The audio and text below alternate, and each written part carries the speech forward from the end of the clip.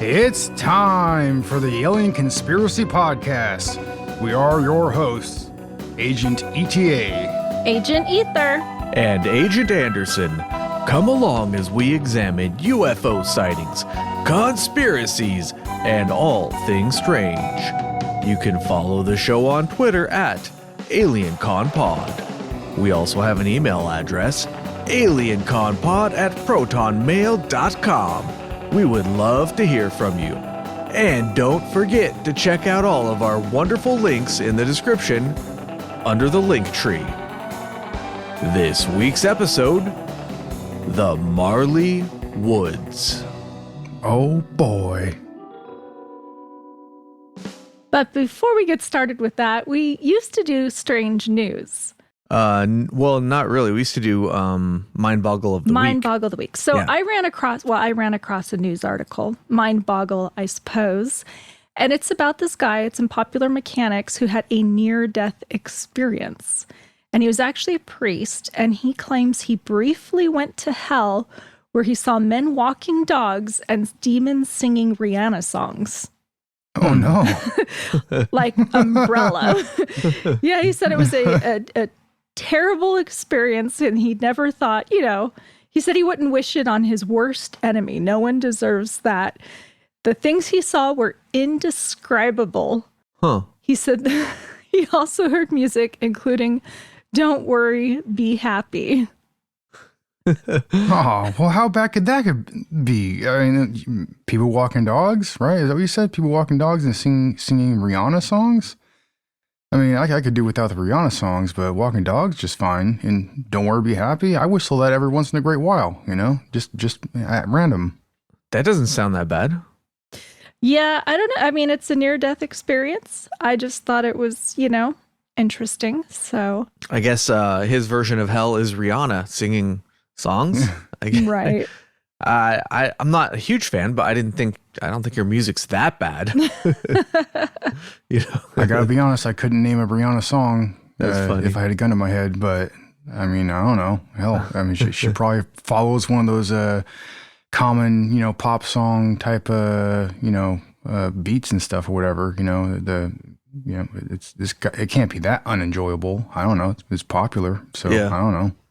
I remember a ways back, she did one of her songs on like one of these Nickelodeon music shows for kids. Mm-hmm. And it was really controversial at the time because the song she chose and the dancing she chose was she just shaking that booty. She was really shaking it with these like giant robots, like kind of grinding up against them. Weird. Was she scantily clad? She was also scantily clad, yes.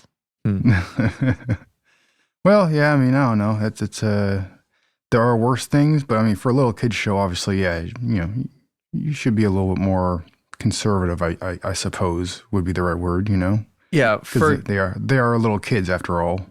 For example, I don't think Lollipop should be a kid's song, even though it is, because it's not actually about the candy lollipop.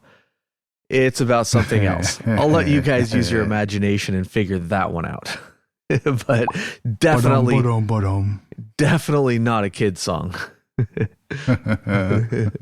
Yeah, some of those really old songs, like from like the early days, like even like 30s, 40s, 50s and stuff. Some of them they seemed very innocent on the outside, but what they were actually talking about was actually, some might say vulgar.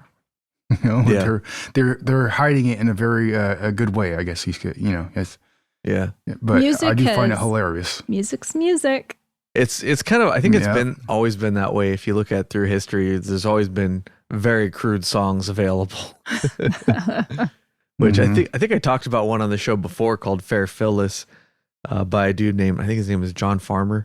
And the lyrics are something like Fair Phyllis she was tending her flock, and then, her lover couldn't find her, and up and down he looked or whatever. But when you get to the part where it says up and down, you have, the up and down is separated between different voices and they all say up and down, up and down, up and down. But it's, the way it's very sexual, the way it's done. Yeah. It's hilarious. But anyways, let's get to it. The Marley Woods. So this one was suggested by Dick Cheese McGee on Discord. Nice. One of my favorite handles on that particular outlet, which, by the way, we do have a Discord. If you'd like to join us, come along and say hi there. So this was... with a name like that, you got to assume that person has a very good sense of humor. Oh, yeah. Has to be, yeah. So that's who suggested the topic, and it was voted on Patreon. Our top tier subscribers get to vote on the upcoming topic. And I was really surprised that this is the one that won, because one of the other options was Roswell. And I thought for sure they were going to choose Roswell, like for sure, 100%. But nope. Let me look up the percentages here real quick.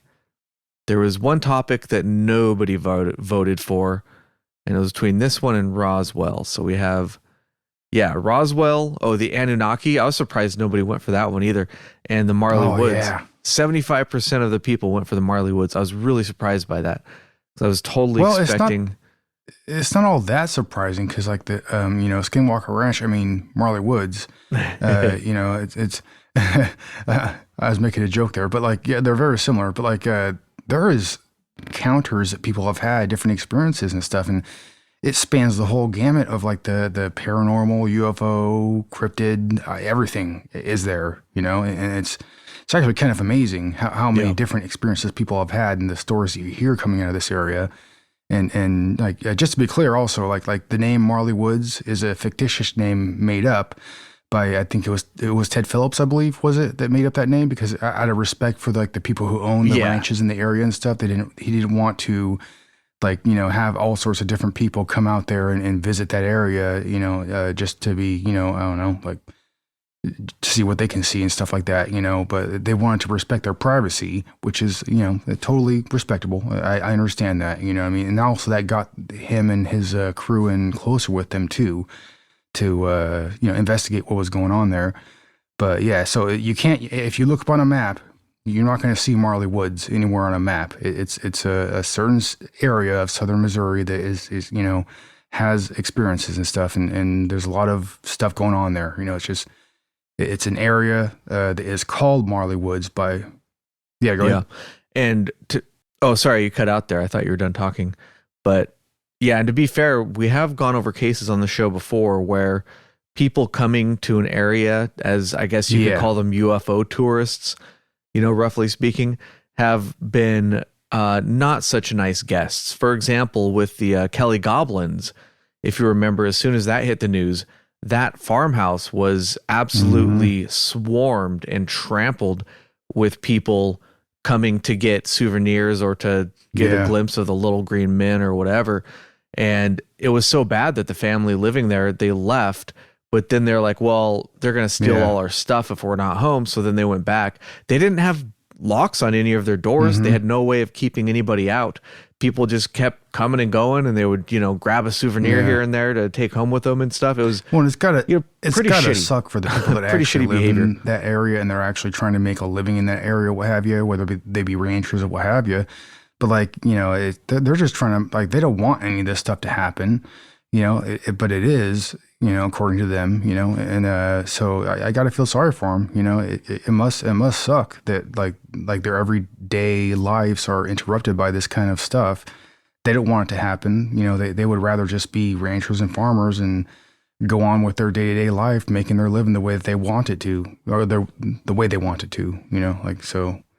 Yeah, I've seen a couple names out there that, within the research that I did in this podcast, and I won't say the names out of respect for them because, for a long time they have wanted to be anonymous, basically. So I'll respect that. You know what I mean? Right. So this was, I think we mentioned, I think ETA mentioned, as the main researcher for this area was Ted Phillips, but he did work with a couple of other people. For example, Thomas Ferrario, who did an interview that I listened to with the Black Vault Radio. But I mean, there's so many interviews with various people involved with this that I couldn't possibly listen to all of them. Luckily, Ether did listen to a couple of them, I believe. I did. Yeah, and she'll be able to talk to a little bit on that. But So yeah, as ETA said, it was the area supposedly like a fictitious name for a real area, and a lot of people don't like that because, I mean, if the location's secret, then it might as well be a fictitious story, right? But is it really a secret, or do we know where it is? It turns out, well, people sort of speculated that it might be Morehouse, or the Marley Woods instead of the Marley Woods, or that it might be near Rover. But I guess some people were able to identify the actual area from pictures that Ted Phillips provided, and they compared that to Google Earth images and were able to identify the exact area. Clever. Which is, I mean, I'm not too concerned about hiding the area because, like, if you do a quick Google search, it's going to show up in the first 10 results. You can find it. It's like not that hard to find at all for anybody who wants to find it. Is going to be able to. It's like super easy. It's not, I didn't have to put that much effort into it, But all right, so this one is a little different because there's not like a narrative so much. Most of the stuff we do has some sort of narrative. These people went here, they experienced that, and this happened, kind of a thing. This one isn't. Yeah, this one it's just an area with a ton of weird shit that happens there. Yeah, kind of like a hotspot. Yeah, just like the exactly. That's what they call it. Watcher. What the hell am I talking about? The Skinwalker Ranch. That it shares some similarities with that area, even though that area we know exactly where it is. Everybody does. It's a very well known area, set of reports and stories and stuff. But like this one is There's at least as much stuff going on here than there is there. And like anytime if you were to look into Marley Woods or what have you, any of the stories that go on in this area, you'll find a lot of similarities. I mean, there's everything from light ball activity, energy anomalies, paranormal activity, cryptids. I mean, it's alien activity and stuff. I mean, it's like everything is there. It seems like one of those spots where it's just a plain hot spot. If you were to take everything at face value and believe it, what have you, then like, I don't know, like it's been described that this might be one of those areas in the country or in the world that actually, like, maybe there might be like a portal to a parallel dimension or something like that has been described, or that this is the reason why there might be this much activity, because like it seems like there's everything there, and it seems to be like some people describe it as being like interdimensional type experiences where it's not, like I said, it's not just cryptids or aliens. It's also paranormal and light ball action and people. We'll get into it later, obviously, all these stories, but it's a big hot spot. It's very interesting. Yeah, for sure. I was actually surprised at, when I was reading about the stuff related to Ted Phillips, there's actually not a ton of information, but once I was able to find out the location of where this happened, and I could look up stuff on, let's say, like New Fork or whatever, or databases, or just look for sightings in the area, there is a ton of sightings. There are so many sightings in this area. It's unbelievable. Like, I'm only doing a small fraction of them. And, I was going to not take as many notes on this stuff so I could go fart around and promote the show on social media for a little bit before we recorded. But I found so much stuff that I was just taking notes pretty much up until the time we had to set up. I did take, 15 minutes off to go hang out with the dogs on the couch, but other than that, yeah, man, there was so many encounters here. Like, it's really surprising, actually.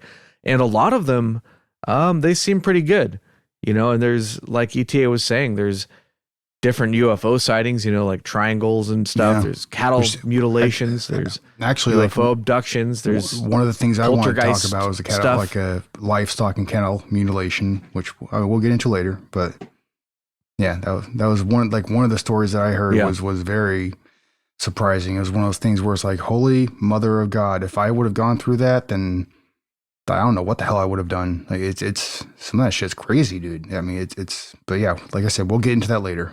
Yeah, there's some pretty crazy stories from the area.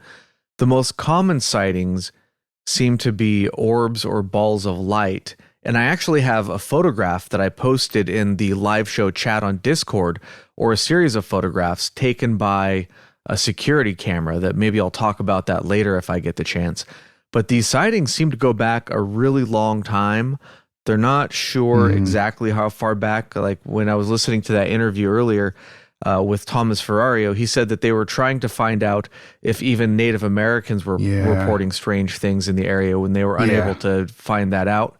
But yeah, it goes back. This is not a new thing at all. He said that like There's the reason why they weren't able back. to verify that is because in that particular area, you have to go really far back in order to have actual like Native Americans haven't been there for some time. So there's not really a ton of Native Americans in the area still. And certainly they're not, they haven't passed on the stories because, in Native American culture, a lot of what their cultural stories that they passed on were from, word of mouth, you know what I mean? So you'd have to rely on that. And that hasn't been there in a while. So they weren't able to find that, you know what I mean?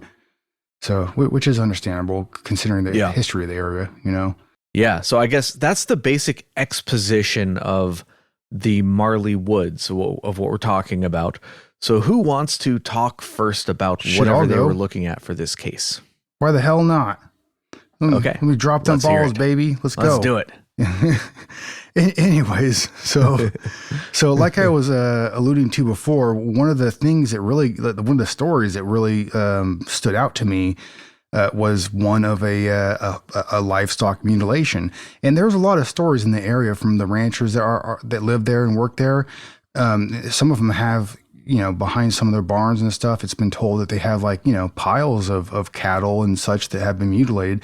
And they also are mutilated in a very similar way to a lot of different stories that you hear throughout the nation when you hear about this kind of stuff. So they have, cattle or what have you with their skulls stripped down to the bone. They have genitals that have been taken out. No blood, by the way. It's a very common trait sometimes in these stories where you hear, you have these mutilation of these livestock, but there's no blood around it. It's almost also similar to chupacabra, right? Where the bloodsucker, right? Where they chupacabra mutilates cattle or what have you, but you don't have a lot of blood or anything like that, laying around it. It's very unusual, And one of the things that is also very unusual is a lot of these carcasses, they don't have necessarily like marks on them or what have you from predators. Like coyotes or maybe even wolves in some area that might obviously prey on these carcasses. It's easy food. So why wouldn't they, right? But they don't. So you have a lack of blood, you have a lack of markings or predators preying on these easy, corpses, these easy targets, And then you also have like a lack of insects and stuff too. It's almost like any predators or insects, they don't even want to mess with these corpses. You know what I mean? They for some reason, they keep away from them, and who knows what that is, what reason that is, But so anyways, so one of the incidences that Ted Phillips had investigated was from one of these ranchers, and I won't say his name, even though I did find out his name, I believe. But I couldn't verify it. But at any rate, so this rancher had a prized riding horse that he had been keeping in his stable and stuff, and he was his favorite horse, right? And so in the morning, I wasn't able to find out the exact date that this happened, but in the morning, this rancher goes out and makes his rounds, right? He's one of his first stops is at his horse stable with his prized horse. He brought him out some sugar, and visited with him for a little while, and then he went on the rounds. Checking fences, everything the kind of stuff that you have to do as a farmer / rancher, whatever you consider yourself as. You have to check your fences, you have to check your livestock, you have to go around and make sure everything's in order. If there's anything to fix, you got to make note of that or fix it, right there in real time, because, there's a lot of responsibilities there. If you have a hole in a fence, you could, that could be a serious issue, right? So, this rancher's, he's making his rounds around his yard and stuff, his property. And he claims that he is within a quarter mile of the stables at all time in direct vision of it. Right. And he makes his rounds real quick in this one particular area. And then he comes back to the stables and he describes it as being within 25 minutes from when the last time he saw his horse. And so he goes back to the stables and looks in and sees, like, that stable door for that horse is open. He's like, whoa, wait a minute. I know I closed that. Like, I know it wasn't, because this guy is, is a very responsible individual. He's a hard worker and stuff. So he knows that, that he closed the door before. And then, so he goes in there and he sees basically a scene out of a horror movie.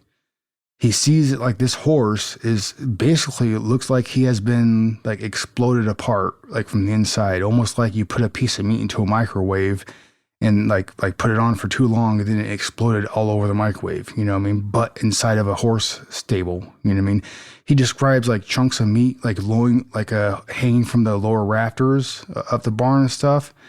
And like the horse is basically like unrecognizable from the form it was before, and this is all within like 25 minutes. He says that he doesn't he didn't hear anything, he didn't see anything. Like he just like came back 20 to 25 minutes later and found the horse basically blown up within its own stall.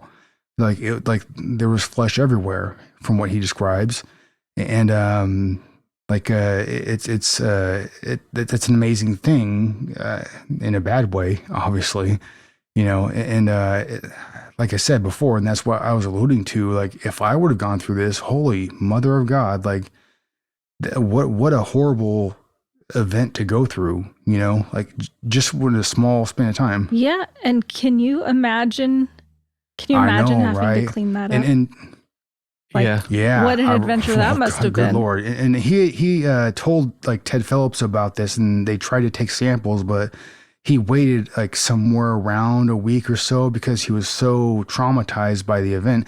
I mean, keep in mind, this was like these ranchers and their horses, like it's like, it's a strong bond. It's like a man and his dog, or anybody and their dog. If they really love their dog, like I'm a dog lover, they are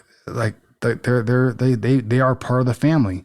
They're very important to you. They're like one of your kids. I mean, like, you love them fully, and like for something like this to happen to something, like a horse that he loved like that, it took a great toll on him.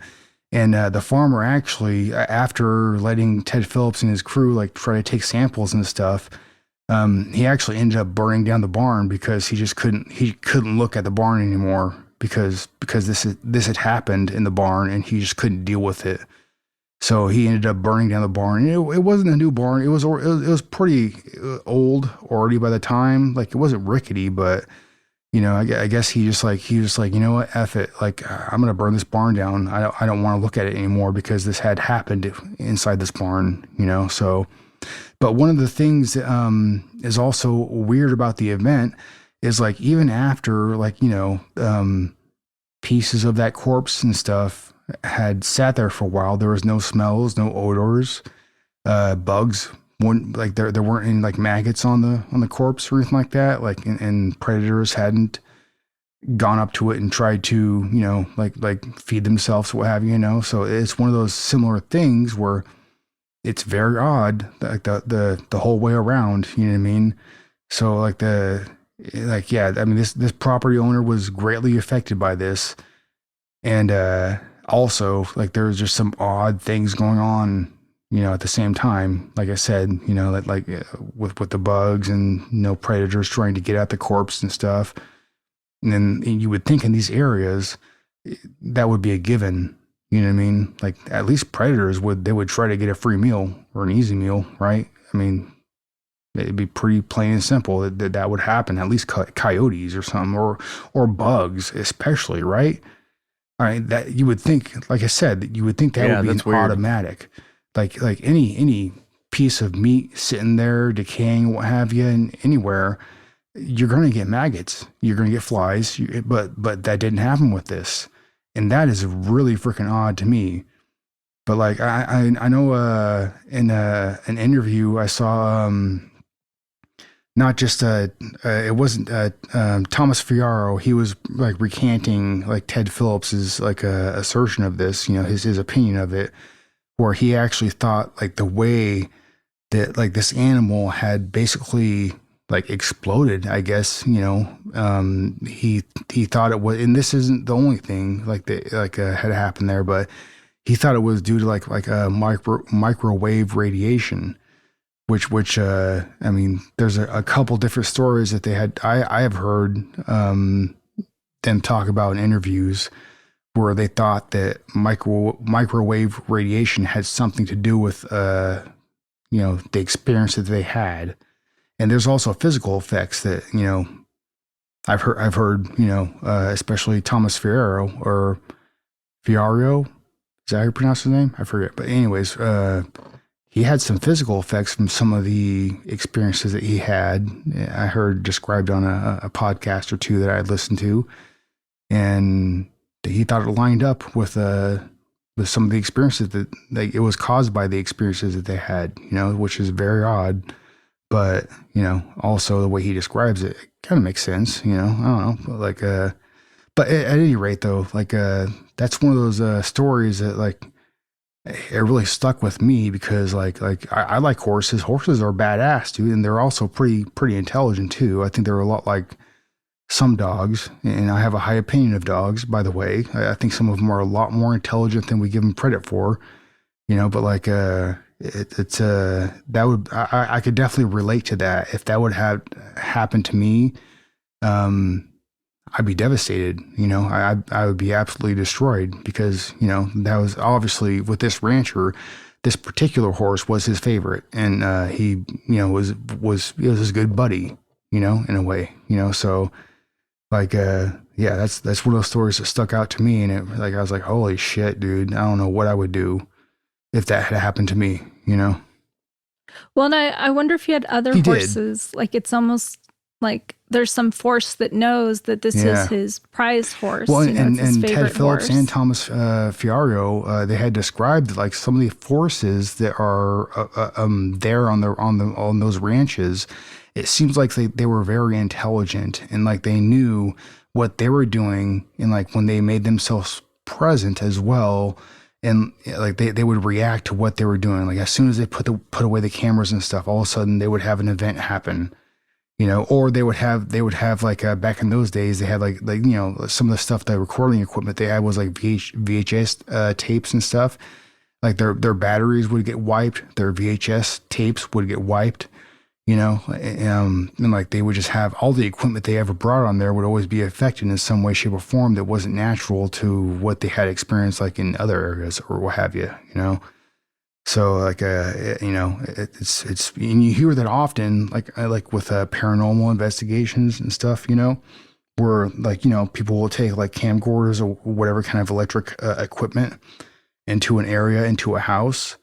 And then it seems like the entity or whatever it is that they're dealing with there will actually draw energy from those batteries or from that equipment, what have you, in order to fuel themselves or if anything, just deter the investigation that they're doing. You know what I mean? Yeah. Yeah, that's one of the more common things. Also, a lot of people who were seeing things like UFOs and orbs, for this case, said that every time they would try to film it, the orb or UFO would just disappear as soon as they took out their camera or phone or whatever it was, which is kind of strange. I mean, you do see that on occasion, but it's not that common for people to report that. Usually it's more common for them to say, well, I took a picture, but it didn't come out in the picture. You just can't see it. It's very interesting too, because we were talking about some of the stories that are, have been, available in this area for a long time. There was a lady named Marilyn Jackson, who, was lived in the area since the 1870s, and she was there for quite some time. And I think she lived to something about the age 93 or something like that.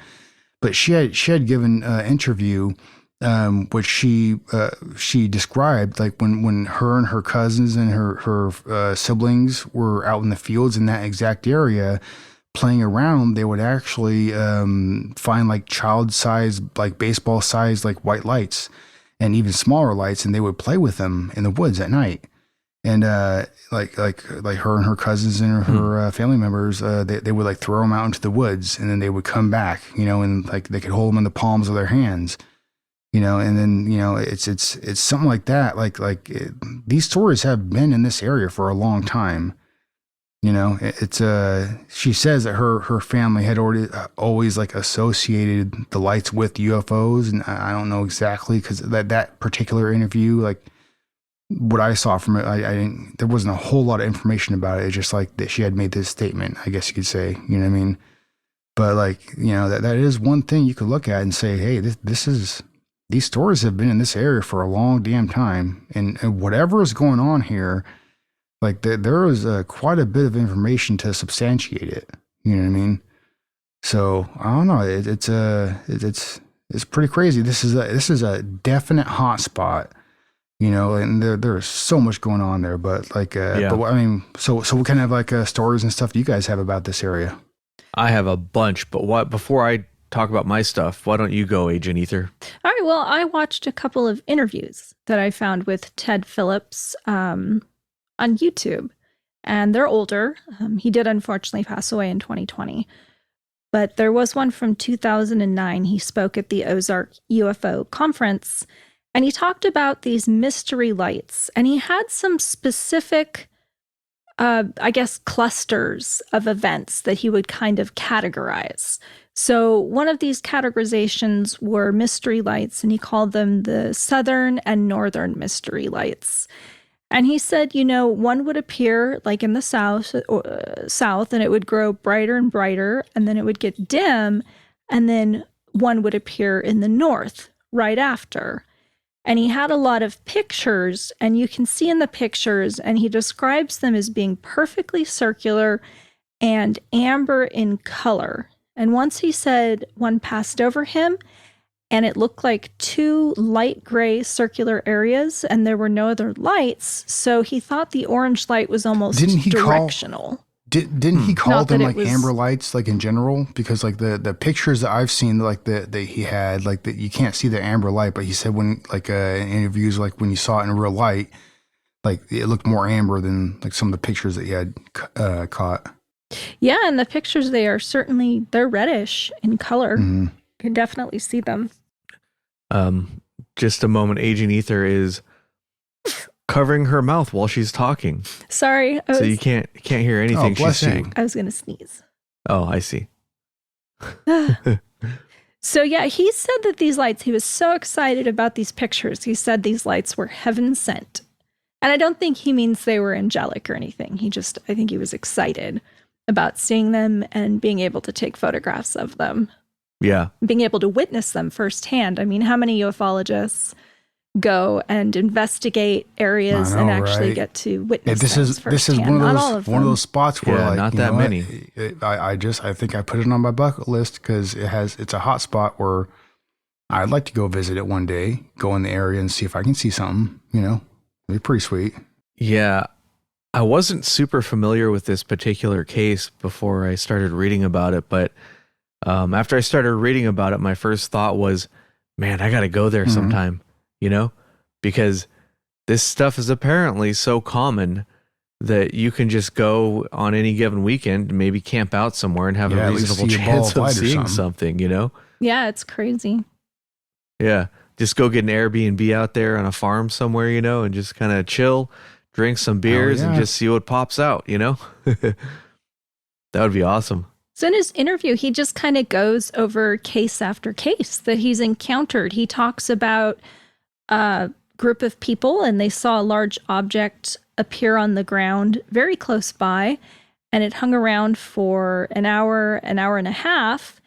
On December 12th of, I think the year before that, so 2008, there was an owner on the property, and there's videos and photos. And the owner of this property told Ted he thought it almost looked like a tunnel, the lights that he was seeing.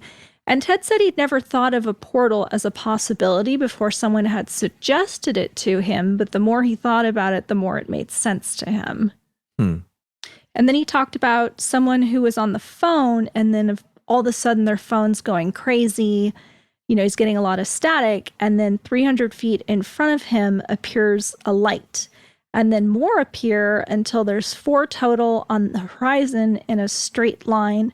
and they didn't illuminate anything around them. They were like self-contained. There was no light on the ground or nearby trees. And then they took off over some cows in a field, and there was no reaction from the cows as they silently flew over. In another example, he said there were 3 people in church, and they were looking out at the cemetery, and they saw these stationary balls of light, and they would travel vertically and then back to the middle and down in like this pattern over and over again. And a lot of witnesses describe either yo-yo or pendulum type like patterns of movement to these lights. So they're not always shooting off into the distance. A lot of times there's almost, some sort of order about them. Reminds me of the Charlie Red Star case. And also like some of the physical effects of these light beams and stuff that people have reported as seeing is like, some of them even like they look like their light beams are like searching or scanning across pastures, and then they'll be coming out of the sky, like coming from nothing, basically, potentially maybe a portal. You know what I mean? And then like once they get towards the people who are actually observing them, then they'll just turn off. Once they they get right there. And even Ted Phillips said, I remember in a interview that I watched him or I listened to. He said that he described the exact same thing, that they were in a deer blind, and they were just sitting there with their equipment, their cameras, and stuff like that. And like they happened to observe, like once they put away their cameras, like he describes very, very many times over, once they put away their cameras, that's when the activity actually started happening. And like that's one of the things that he, I remember saying, he says quite a bit in his interviews is where like, it seems like the energy or the entity or whatever that they're experiencing in that area, it seems to be intelligent. Like they don't really start to get active until you're not paying attention, which some could say is like, all right, well, that's convenient. You know what I mean? So, but I mean, if I don't know, cause I'm not there experiencing it, you know what I mean? So it could be something where like it could be a constant frustration where you're like, damn it, I'm sitting here putting this all this effort into trying to observe this and capture it.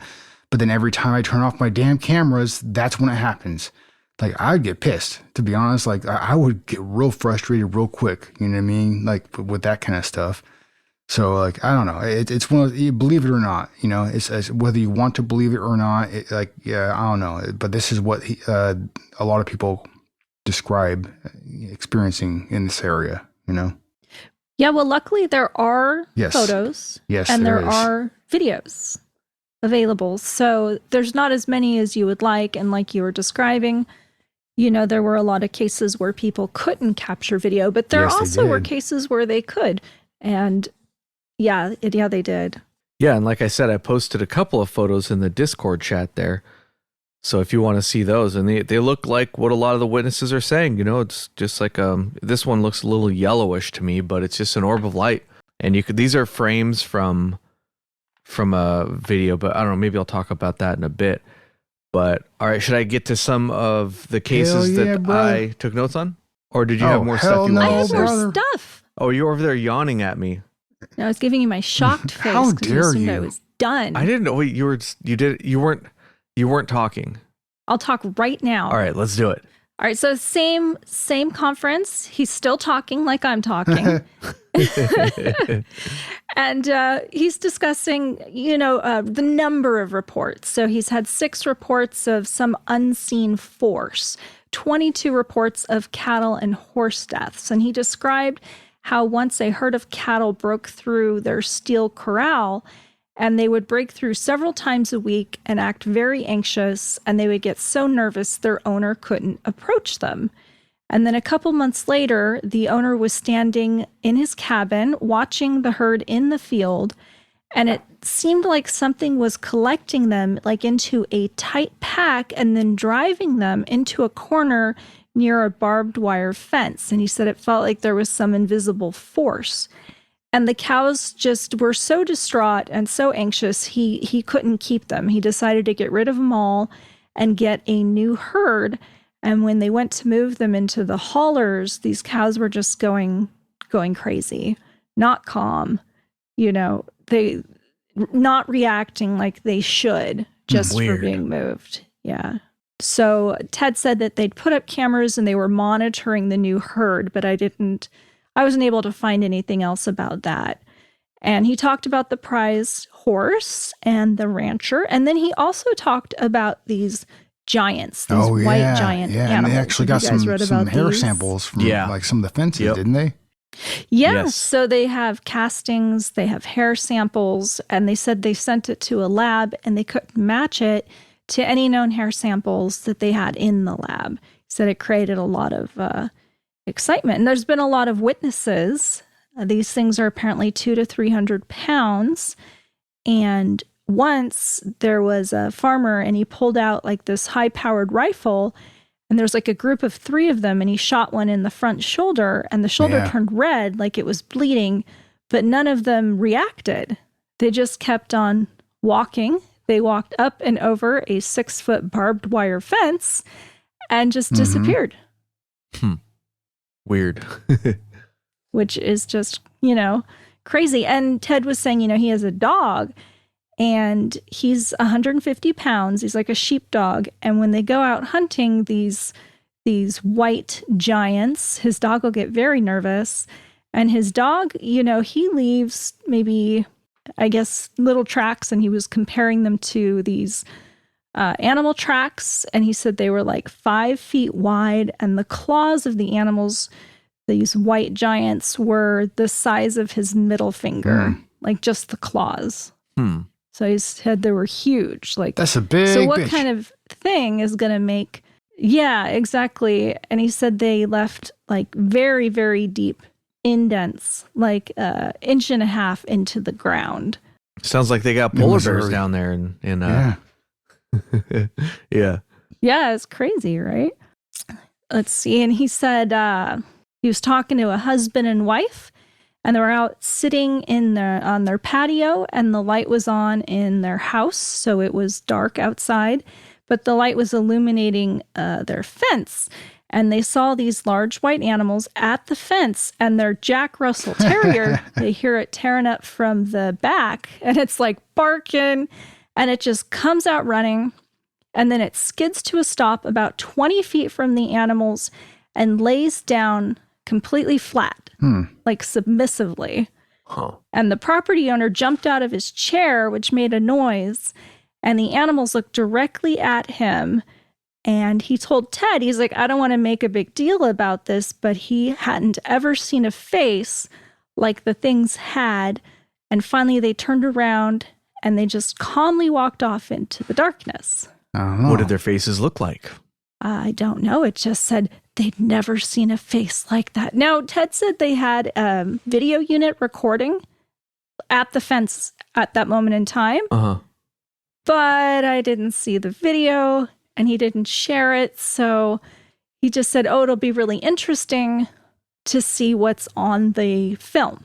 So it made it sound like it was a very recent incident, but it was kind of confusing because he didn't have the film. So I wasn't sure. Well, if he's doing an interview, I mean, you would check that film immediately. You wouldn't, and you probably wouldn't need it developed or anything like that. You would just take a look right away, right? So that's kind of weird. I don't know. It was kind of weird. And he talked about how there was a Bigfoot sighting. Yeah, which from what I understand right is the only the Bigfoot area. sighting in the entire area. Like many states abound. Like, yeah, just like that one. Yeah.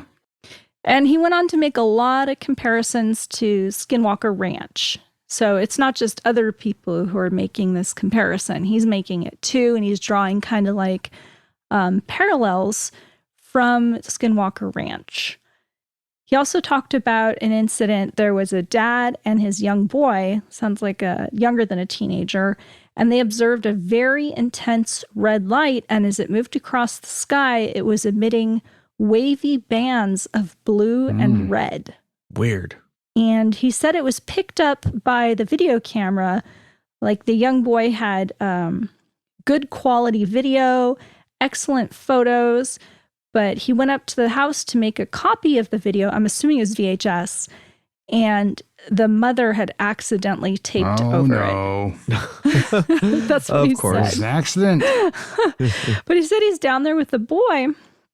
And he said they heard a strange sound, which is unusual because a lot of these reports, whatever's happening is silent. And they're telling Ted, they're trying to describe what the sound is. And the man's getting up on the picnic table and he's kind of walking on it and jumping on it, trying to describe the sound of the picnic table when the thing passed overhead. So Ted gets a hold of it and kind of scoots it across the concrete. And the witness was like, yeah, that's the sound. That's the sound I heard. So somehow the object, maybe it was vibrating or just emitting some sort of like electromagnetic field, and it moved the table. Weird. What are we flagging? What? Why are we flagging? What happened? He's flagging me. He's pressing the flag button. It's just a random flag. Don't worry about it. There's another interview in 2013, and it talks about more recent sightings, more recent for 2013. So after the 2009 interview, and he's really excited because he's kind of moving at this point into the paranormal. He doesn't really sound like he wants to make a judgment here. Like, it's more like he's reporting on what he investigates, on what he's finding that is happening. So he's talking about these orbs of light, anywhere from the size of a baseball to a beach ball. And he said there were more and more reports of them inside homes and buildings.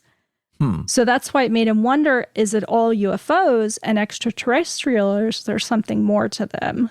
Yeah, I mean, there's all sorts of speculations as far as like, is this a place where the veil is thin? Are these perhaps interdimensional beings? That sort of thing, you know, or like the deal with the portals, or what is coming through the portals, you know? And you mentioned that he had a certain number of cases of like invisible force kind of a deal. Yeah. But some of those witnesses I saw, yeah, they describe it as, some of them say like something invisible like pushed them to the ground and held them there, you know, like an invisible force interacting with things, sort of like a poltergeist. That's what, you know, some people generally call poltergeist activity. But in this case, there's other weird stuff going on at the time. So it might be considered not necessarily like a poltergeist, but more of like, I don't know, who the heck knows, you know? So this interview is in 2013, and he said by this point he has 227 witnesses just in the Marley area who have reported things to him that he's been able to investigate. And he just has example after example of people and their experiences and what they saw. He reports on a triangular shaped object, but he said it was glassy across the surface and it had almost a fluid motion underneath, which I thought was very interesting. And he said the UFO sightings seem to be increasing over time instead of decreasing. And he just said the way things move, the way the light balls moved, he wasn't sure if they were a life form, if they were biomechanical, because they would go through those specific maneuvers and sometimes repeat them over and over again, or if they were paranormal. He just said he didn't think they were, you know, of this earth. They were definitely something different. Yeah, but a lot of the people who talk about this case, they don't go to the, you know, the nuts and bolts interstellar traveler route. You know, it's more of a paranormal kind of a thing. Whatever that means, I don't know. What are you waiting for, Agent Ether? I don't know. In case you have something else to say. Oh, nope. I was just piping in there a little bit.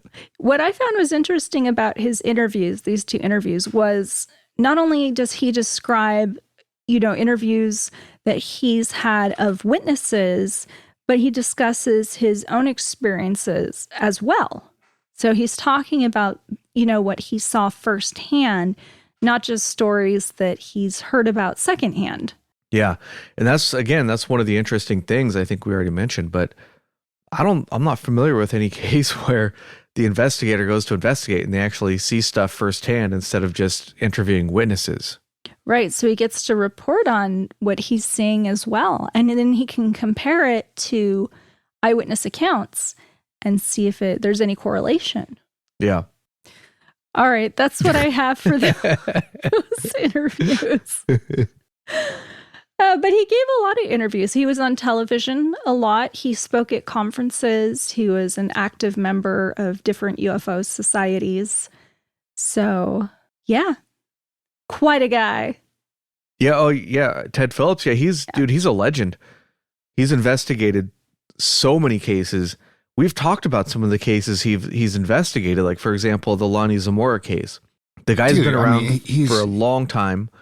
And he worked with some of the biggest names, like the dude's a legend. He's the founder and director of Yeah. the Center for Physical Trace Research, or the Center for Physical Trace Research. You know, I mean, like Yeah. Yeah, I guess he went and he was responsible for looking at thousands of cases in like 90 different countries. Like he traveled around the world. He's not just hanging out in Marley Woods. Specific like he's type a of researcher. cases, physical trace cases, which he has, you know, supposedly been involved in more than 4,000 of them, you know, in 90 different countries, like you said. So, I mean, this guy is legit. He's for real. And, you know, he is a very well-established researcher. And he's put his time in. He put his time in, you know, while he could, you know. And unfortunately, you know, like we had said before, he unfortunately he died on March 10th, 2022 or 2020. I'm sorry, but he's a very prolific individual in you know this type of research. Very important. Yeah, and that's why people give him a lot of credit in this case. Is that he's so reliable and he's described as a nuts and bolts guy. Like he doesn't go to the woo side of things. Like you might describe somebody like Jacques Vallée, who goes to the more like spiritual or psychic side of the phenomenon. Whereas this guy, I guess, is more of a nuts and bolts kind of a guy, which is why it's weird that the Marley Woods, you know, he's talking about this stuff that's basically, it sounds like psychic or multidimensional or whatever you want to call it, but it's not the typical stuff that you would, you know, expect from him. So it's sort of a strange little exception to what he normally does. He seems like a smart guy too. Just looking at his career, I guess he has a degree in engineering, and he worked on some analysis, analyzing missiles. Yeah, for a company. Which company? Well, I don't remember because I didn't write it in my notes, but I remember it had something to do with he missiles. He was also mentored by Dr. J. Allen Hynek. So I mean, that's another prolific name in the industry, I guess you could say, right? Whatever you think about him or not, but the dude was an intelligent individual that did plenty of his own very involved investigations and stuff, you know. Well, yeah, I mean, he worked with Project Blue Book pretty much their whole time they were there, even when they were Project Sign and Project Grudge. A very important person, and you know, as far as all this stuff goes. Okay, I found it. He was part of the Vanguard satellite program and was a field engineer on the Minuteman missile project. Oh wow, those are both very important projects. Stuff that was not so important as far as that goes, but he even he had such a long resume. I mean, he even worked for like the Missouri State Highway Department and stuff, engineering like highways and stuff like that. You know what I mean? Which isn't an easy thing to do. But he gave plenty of lectures and stuff with the MUFON corporation, or not corporation. What would you call it? Whatever. The mutual UFO he network. A lot of lectures and stuff, you know what I mean, which were very highly touted, you know, and he was very well respected in the industry. Yeah. All right, Agent Ether, is that your notes? Yes, I'm actually finished this time. All right, awesome. Okay, so I'll go over a couple of sightings. I won't have a chance to get to all of them. Maybe I'll put the rest as a little bonus episode or something for Patreon, but I'll get to a few of them here because, wow, there's just so many of them. There's a couple of brief ones I noted just to get a general flavor of what's going on. So, for example, in 1970, a cabin caretaker discovered a ring 10 feet in diameter burnt into the ground. Inside the ring, there were 3 holes in a triangle formation, sort of suggesting maybe that something had landed there, like a disc-shaped craft. What's the date on that? 1970. Sometimes you got to use all 3 holes. You know what I mean? Because Ted does describe actually these kinds of circles. Yeah. Like finding these circles burnt into the ground. They don't sound like crop circles. They sound different. No, just burnt into the ground. They're nothing fancy about them. They're not like super elaborate or, anything like that. And then in 1988, we have one where witnesses saw a cigar-shaped UFO shoot beams of light onto the ground, which left an impression in the ground. I'm planning. In 1989, on smoking a cigar Go ahead, ETA. right after this episode. Actually, I just picked up a bundle of cigars. And I have them in my humidor. I haven't had them there for very long, but I'll definitely pick. There's one or two I'm very interested in trying out. The new ones to me. They're going to be very affordable. Yes, I do. You have a humidor? I had no idea. And I think the cigars that I have right now are they're supposed to be very high quality. Supposed to be. I paid high dollar for them, so they better fucking be. But you never know. You never know. There's so many different types of cigars and stuff out there. There's so many different flavor profiles and stuff. You just don't know what you like.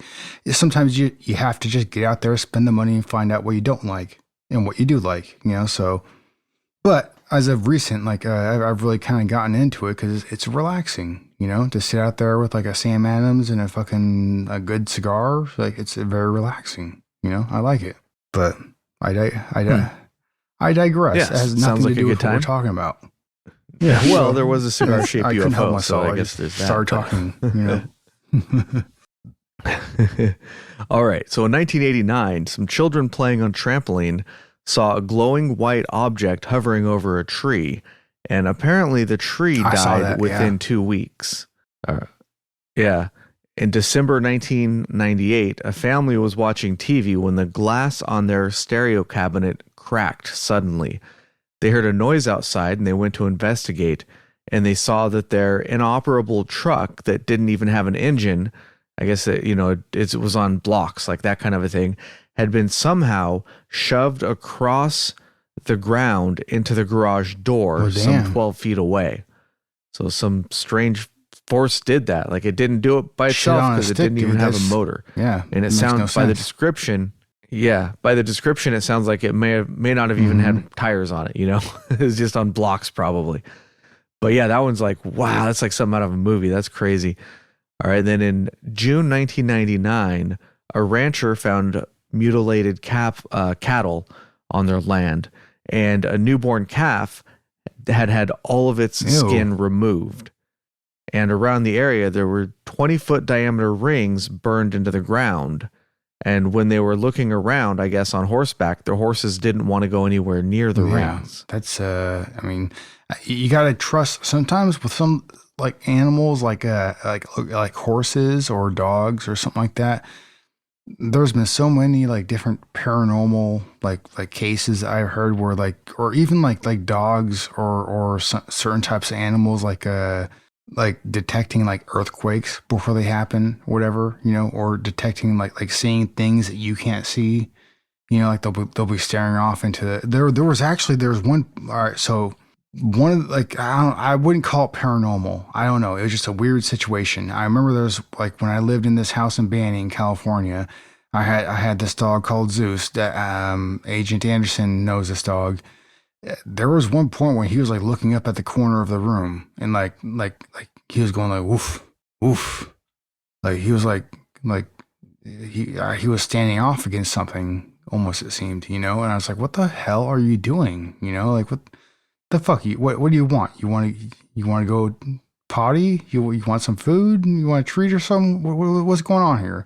But it was late at night, and like I had already fed him twice that day, so and I kept a very strict feeding regimen with my dogs, where they wouldn't want like table scraps. I never gave them table scraps and nothing like that, so they never expected it. So, but it was just weird. What are you trying to tell me? But he wasn't looking at me though. He was just looking up into the left or so, like up into the corner of the room, like going woof, woof. He was like trying to intimidate something or stand off against something. You know what I mean? And sometimes animals will do that. And I don't know what exactly that means. You know what I mean? It could be nothing really, who knows what it is, but I think sometimes also, sometimes animals will perceive or see something that you can't. Maybe they're in tune with a different part of the, violet spectrum, whatever the fuck it is, like, like the ultraviolet spectrum, the light spectrum, whatever the fuck it is. I'm fumbling now, but you know what I'm talking about though, right? So who knows? Maybe they can see something that we can't, right? But like I fully believe in that. Like, well, yeah, there was this one time where when Toby was a puppy, not that long ago, just a few months it seems like, I was folding some laundry in my room, and the door was open, and Toby was just chilling with me because wherever I go, he usually just follows me, and he reacted. He was sitting there just doing whatever, whatever dogs do, but then he reacted like somebody had walked into the room, and he started looking at him, and then started like growling a little bit, and then he acted as if whatever it was walked out of the room. Then he turned around, he went outside and looked around the corner a little bit. Then he ran back in and hid behind me. I don't know. And like I was like, your dog, like, what the hell just happened? And you know how when a dog, like when somebody walks into the room, they look at that person and they'll like react to them as if they're, when there's a person there, maybe go up and sniff them or something. But he was looking as if somebody had walked into the room, and he was like reacting to that. Like he backed up a little bit towards me, and then he went forwards as if something had gone out, and he looked and peeked around the corner, and then like he got scared or something. It was and creepy as hell, man. I don't know what it was. It was super creepy though. Character, because like, I mean, you remember when I visited and stuff, I met Toby for the first time. Like at first he was standoff, like Buddy was like all in, like immediately, like he's like, hey, a new person, oh boy, like Toby was like, he'd stand back a little bit and like, all right, I gotta get the gauge on this character real quick. And like obviously he noticed like, that you, me, and Agent Ether, were like, like we weren't, enemies or nothing. So we're all like a buddy, I guess, to use that word, but like. And then all of a sudden, like within like easily within 5 minutes, Toby was like, "Oh, hey, okay, all right, yeah, pet me," like he's more energetic than Buddy is, you know what I mean? Like Buddy just like you can sit there and you can pet him all day long and he'll be all right with that, like like but both those dogs, man. Oh yeah, they're pretty awesome dogs, I gotta say. Like they're good, they're good dogs. Good boy. Yeah, we're pretty happy with them. But like, yeah, I could trust those dogs as far as like if they would have to, like if they perceived something that was wrong in the moment, and then they were like paying attention to it and like trying to let you know that like, hey, there's something off here, then I'd have to pay attention to to them, So yeah, it's for sure, yeah. I think that there is something there. You know what I mean? Something. I don't know what it is, but there's something there.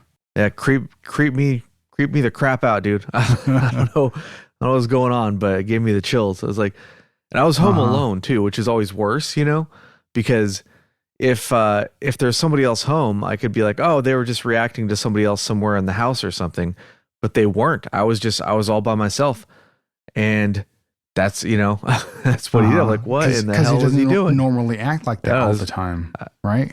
It's out of the ordinary. He never does. He's never done that something before. You picked up on. Yeah, like you're like, what? Wait, what? Like, what's going on right now? Yeah, it's very strange. All right, let's get back to the episode. All right, so the next little sighting I have is in July 1999. A cow gave birth to a mummified calf. Yeah, I don't know. I don't like that one. And also in July of 1999, a couple saw an illuminated craft descend into the woods near their farm. The next day, they experienced some sort of encounter where they were both pushed to the ground by an unseen force. And then on September 4th, 2008, a rancher saw two large dog-like animals walking in one of his fields. These are all just really super brief ones. They're similar to some of the other ones we've talked about, I suppose. All right, so this is getting Yeah, we're about an hour here, so we're doing pretty good time wise. So I'll just go over one more sighting, and then maybe I'll do the rest in a bonus one. But there's so many of these things. But this one is from an area from Alton, Alton, and we're starting to talk about location names here because remember I said I was able to figure out. Well, it wasn't me. Somebody figured out where this actually is. So we have some locational type stuff. So here's a sighting from I think I got this one from New Fork. This one was on the 13th of February 2008 at 7:38 p.m. The report says the object was about 40 degrees above the horizon and the location would be in the northwestern sky. In relation, I had been looking at the Big Dipper and commented that it was standing on its handle. Looking from that constellation's highest star, moved my eyes straight across the sky to the left about 75 degrees. My husband saw it first and remarked about seeing an odd light. I saw nothing, and then it appeared. It was more shaped like an eye. Inside were maybe 3 different round lights, all orange and yellowish color. The object was stationary. Then the lights went out. After almost 30 seconds, they appeared again and stayed on about 20 seconds and went out. This happened twice, although the length of time the lights shined was not constant. We have been traveling the same road for 20 years and never seen any lights like this. There are no towers in the area and it is very rural. For a size comparison, this object was about 10 times larger than the biggest star visible with the naked eye. So that's one from Alton. I actually have another one from Alton, so I'll go ahead and do that too before we head out, and then I'll call it. All right, so this one's from Alton in 2009. A couple living in the area off of Country Road 302 set up cameras. Oh, this is the one I put the images in the live chat for. So they live in the property and they have cameras all over their property for various things. I guess sometimes people will accidentally turn into their road, so they have like a little speaker so they can communicate with those people, like that kind of a thing. So on the 4th of July at 8:51 p.m., a camera was triggered by motion. There were 2 other clips recorded during the next 4 days. And here's a quote from one of the investigators. After having played the videos frame by frame several times, Pete is stunned and baffled by what he sees. All 3 videos show a strange lit object that zooms through the video camera's field of view. The videos show an orangish sort of orb of light. Now, unfortunately, the website's still there, but it appears to be like all of the articles on there are kind of like you click on it and nothing comes up.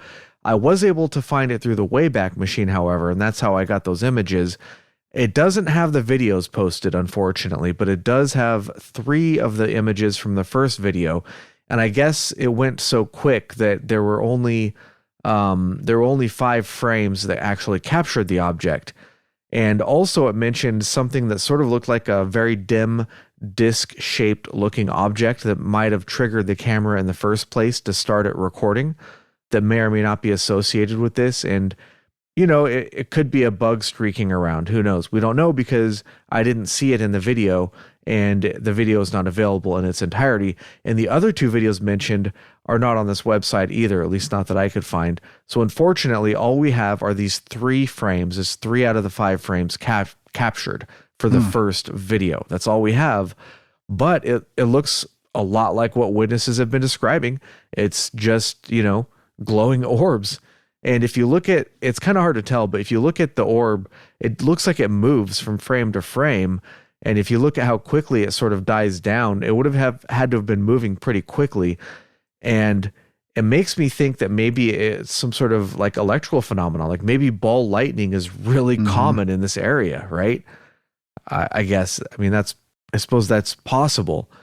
So the investigators interviewed neighbors who hadn't seen anything at the time of the recordings, but they had seen something about the brightness of a flashlight move past their bedroom window and light up the room about 2 weeks before. So they're just, chilling in their bedroom, maybe trying to go to sleep or doing their thing. And then you just see like a flashlight pass outside their window, basically. Like, what? What just happened? What was that? Yeah. It's just kind of weird.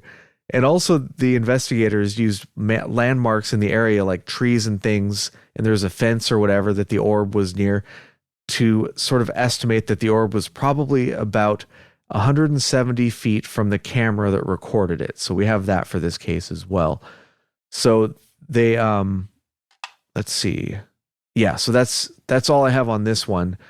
And it's a pretty interesting case, and I really like the fact that we had some images available for it. And so many of these we don't.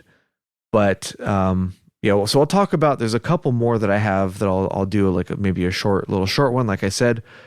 But as far as that goes, that's pretty much all I got for this time. Hey, any final thoughts, agents? Yeah, go ahead, Ether. Well, overall, I was going to say I did not like the fact that so many of the videos were lost or not recorded, or the video where the mother taped over.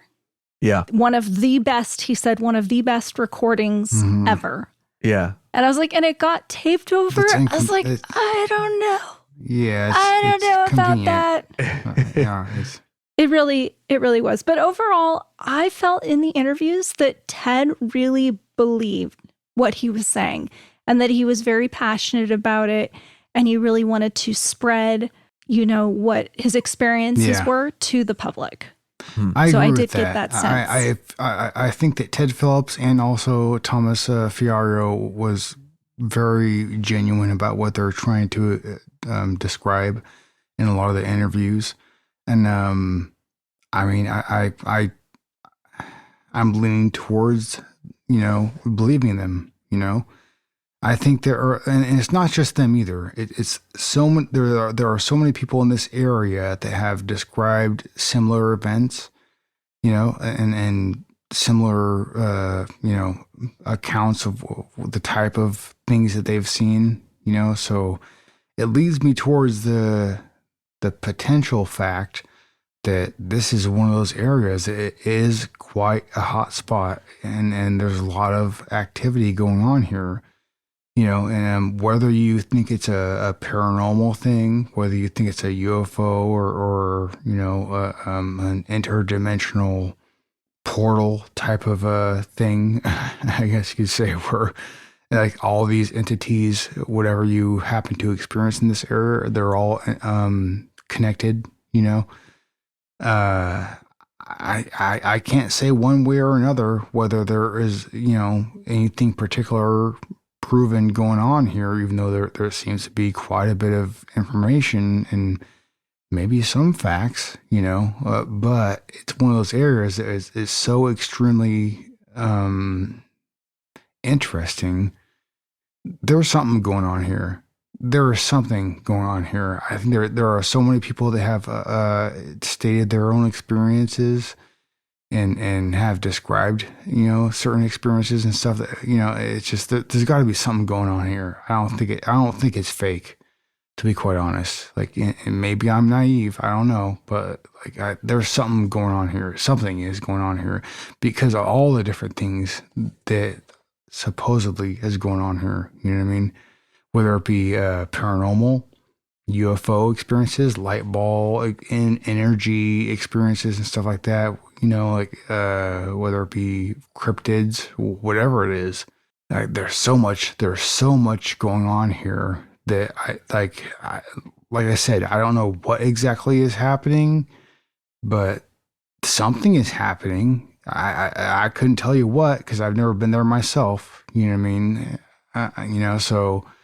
But this is one of those areas where I would love to go down there and spend, a week or two just like sitting there and trying to have my own experience just to confirm that there's maybe something going on here. I don't know. Yeah, that's the only way I could really like truly support, what may be going on is to have my own experience, and then say, yeah, holy crap, guys. Yeah, I saw something here.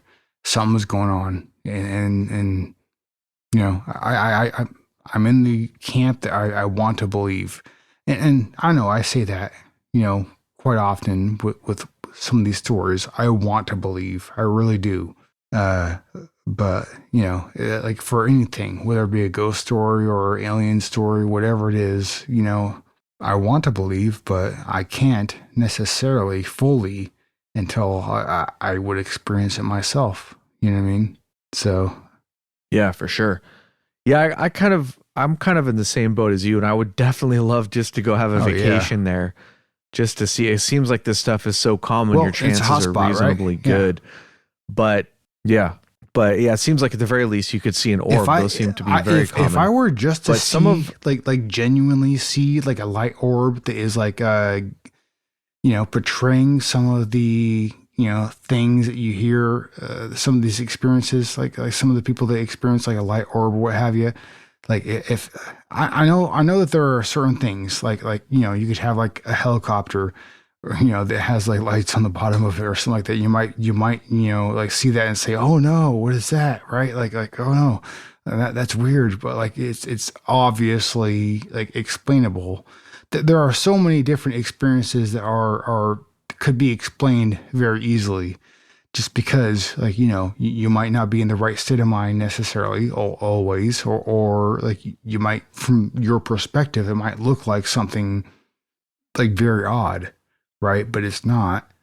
But but sometimes though, like, some of these experiences, like they're like, if you were to experience it, like there is no explainable, like scenario that, you could rationalize it.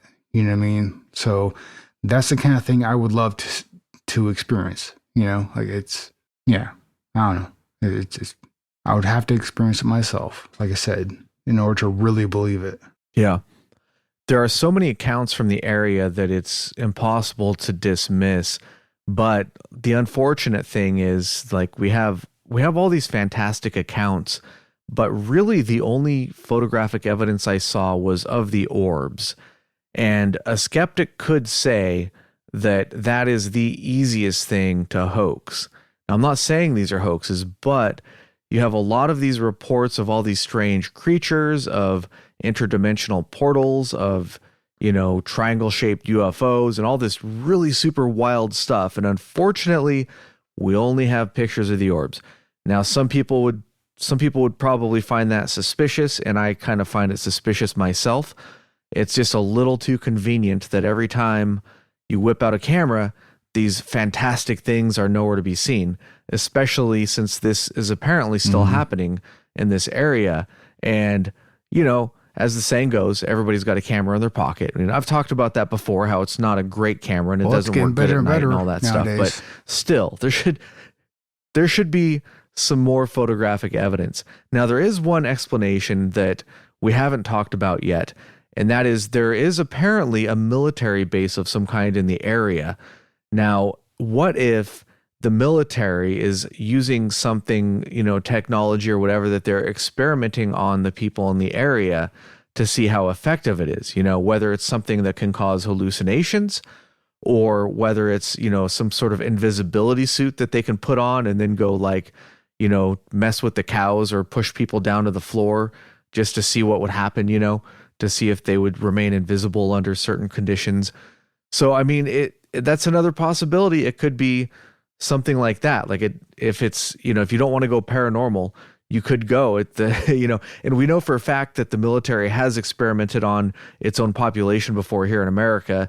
And I don't think that they're above doing it again, depending, because this stuff, especially with top secret stuff, it's so compartmentalized that you're going to give a project to somebody and they're going to do what they want with it. And they will sometimes have almost no oversight. And what they're doing with the project is going to be so top secret and hidden that very few people higher up are even going to hear what they're doing. And if they get results, they might not care that much what they're doing, But that's another thing that occurred to me. But I don't know. It's hard to believe that would explain everything going on here.